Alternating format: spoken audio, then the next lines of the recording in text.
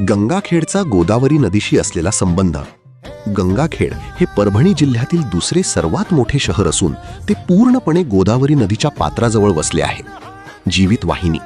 या नदीमुळे गंगाखेड परिसरातील शेती समृद्ध झाली असून हे शहर नदीच्या काठामुळे व्यापारी आणि सांस्कृतिक केंद्र बनले आहे. घाट आणि मंदिरे. गोदावरी नदीच्या तीरावर अनेक सुंदर घाट आणि मंदिरे आहेत जिथे भाविक स्नानासाठी आणि धार्मिक विधींसाठी गर्दी करतात.